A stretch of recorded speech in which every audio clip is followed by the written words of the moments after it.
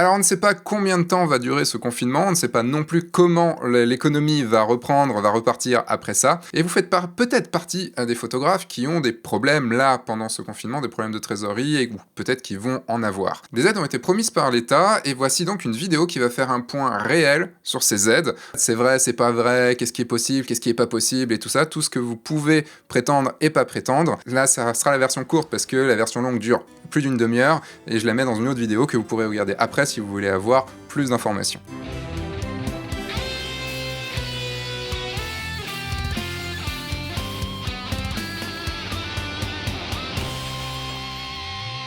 Bonjour, je suis Sébastien Roignan et vous êtes bien sur le guide du photographe de mariage, la chaîne YouTube qui va vous donner les clés pour prendre votre indépendance et vivre de votre passion, la photo, et plus particulièrement la photo de mariage. Ça fait bientôt 2 semaines qu'on est en confinement, que la situation est de plus en plus difficile aussi bien sur le plan santé que sur le plan économique. Les mariages commencent à être reportés pas mal, voilà, je sens que cette année risque d'être un petit peu compliquée. Si le confinement dure encore beaucoup plus longtemps que ça risque d'être compliqué. Et l'État nous promet des aides, nous parle depuis le début du confinement qu'il y a des aides qui vont arriver. Forcément, ça a pris du temps, et ça prend du temps, parce qu'il y a beaucoup de choses qui ne sont pas encore en place. Au jour où j'enregistre cette vidéo, c'est-à-dire le dimanche 29 mars, il y a des textes qui commencent à préciser les modalités concrètes des mesures annoncées, mais les décrets ne sont pas encore parus. Donc, on ne peut pas totalement savoir ce qui va se passer. Mais vous pouvez mettre en œuvre dès à présent certaines dispositions, lesquelles, c'est ce qu'on va voir dans cette vidéo, je vous rappelle, en version courte. La version longue sera là dans une autre vidéo qui sera diffusée juste après. Et pour que cette vidéo ne soit pas encore un ramassis de on-dit, de j'ai vu sur un Facebook et tout ça,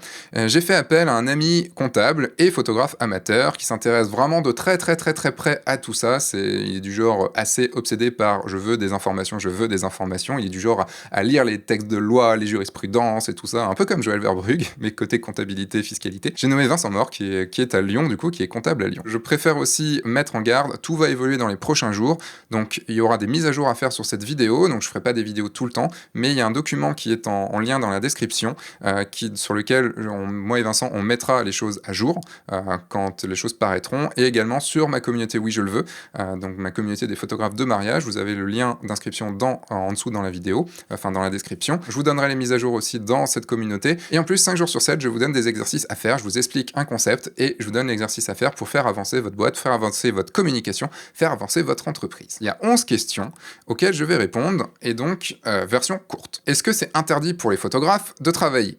Alors non, sauf pour tout ce qui est studio et galerie, donc en gros des prestations qui se passent dans des ERP, dans des établissements ouverts au public. Le public étant différent des membres de l'entreprise, attention. Mais comme il n'est pas interdit pour les photographes de travailler, est-ce qu'on peut quand même continuer à travailler ? Alors en principe oui, mais en pratique, évidemment c'est très compliqué vu toutes les restrictions qu'il y a en ce moment. Et d'un point de vue humain, je rajouterais que notre métier n'étant pas essentiel à la survie de la société actuellement, il vaut mieux s'abstenir et rester chez soi et respecter ce confinement. On a déjà assez de choses à faire comme ça dans notre communication, sur notre site et tout ça pendant au moins un mois, je pense. Troisième question, peut-on demander un report de nos charges fiscales ? Alors oui, c'est possible de reporter tous les impôts sauf la TVA. Et également, le prélèvement à la source de l'impôt sur le revenu peut être modulé et ou décalé. Quatrième question, peut-on demander un report de nos charges sociales cette fois-ci ? Pour les micro-entreprises et les travailleurs indépendants, c'est automatiquement fait. L'URSSAF s'en est chargé. C'est automatiquement reporté. Pour les assimilés salariés, donc présidents et présidentes des SAS et des SASU, vous pouvez également demander à décaler le paiement de vos cotisations salariales et patronales, mais il faut le demander. Cinquième question, peut-on reporter nos loyers, l'électricité, l'eau, le gaz ? Là, il faut le demander à votre bailleur, à vos fournisseurs, donc là c'est vraiment en fonction de chacun. Il n'y a pas eu de loi, il n'y a pas eu de décret encadrant ça, c'est vraiment au cas par cas. Est-ce qu'on peut reporter les échéances de nos emprunts ? Alors l'État a demandé aux banques de permettre de décaler les échéances d'emprunt pour ménager nos trésoreries, mais ça c'est à voir également avec chacune de nos banques. Septième question, quelles sont les aides de l'État ? Il y a une aide en 2 volets, une aide de l'État jusqu'à 1 500 € pour les entreprises en difficulté, alors selon certaines conditions bien sûr, alors les conditions ne sont pas ultra drastiques mais quand même, et ça je vous l'ai décrit dans la vidéo version longue, je vous mets aussi le timecode pour aller directement voir ça. Et cette aide sera mise en place à partir du 1er avril, et donc on va pouvoir demander cette aide à partir du 1er avril et non pas avant comme je l'ai beaucoup entendu sur internet ces derniers jours. Et il y a un deuxième volet à cette aide, en gros quelque chose qui peut être rajouté par la région, donc ça dépendra des régions, on n'a pas encore toutes les informations et c'est encore plus compliqué d'avoir ce deuxième volet. Mais ça peut quand même vous aider si vous êtes dans la merde. Huitième question, quelles sont les aides du Fonds d'action sociale ? C'est une aide qui peut être accordée aux micro-entrepreneurs et travailleurs indépendants montant après instruction de leur situation, après étude de leur situation. Et cette aide vient de l'URSSAF. Voilà, donc il faut remplir un truc, il faut envoyer, ce sera pas évident de l'avoir, mais c'est possible. Je vous explique ça également dans la version longue. 9e question, quelles sont les remises directes d'impôts? Alors là, je parle bien de remise et pas de report, parce que jusqu'avant, je parlais de report, donc ça veut dire qu'on payera plus tard, c'est juste que c'est reporté à plus tard, et là, ce serait une remise directe d'impôt. Alors ce sera accordé en cas de difficulté particulière qu'un report ne suffit pas à surmonter. Et dans ces cas-là, vous pouvez faire une demande de remise d'impôt directe. Aussi, toutes les informations, vous les avez dans la version longue. Alors, 10e et dernière question, il n'y en a pas 11, en fait, il y en avait que 10. Quels sont les prêts de trésorerie garantis par l'État? C'est quoi, en gros?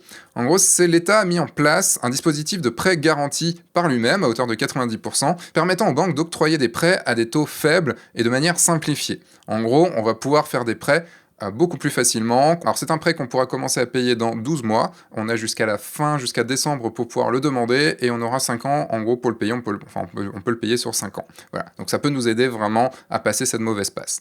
Voilà, ça c'était la version ultra courte, ce qui est déjà quand même pas facile, mais vous avez au moins les informations et vous n'avez pas le prétexte de la vidéo était trop longue, j'ai pas voulu la regarder, si vous voyez ce que je veux dire. Mais je vais vous expliquer chaque partie dans la version longue. Je vous demande vraiment de la regarder parce que c'est vraiment intéressant et vous allez comprendre vraiment beaucoup de choses et surtout il y a des choses qui sont essentielles à comprendre pour pas diffuser des mauvaises informations. Je vous rappelle aussi que vous pouvez vous abonner à la communauté Oui je le veux dans laquelle je donne des exercices 5 jours sur 7 là pendant cette période de confinement. C'est une communauté de photographes de mariage, avec des lives, avec plein de trucs comme ça. Vous aurez également les mises à jour de cette vidéo aussi, je vous donnerai toutes les choses mises à jour avec les décrets qui sortiront et tout ça. Vous pouvez avoir les mises à jour également dans un lien qui est sous la vidéo, qui est en description. Vous avez aussi les endroits pour faire les démarches et tout dans la description.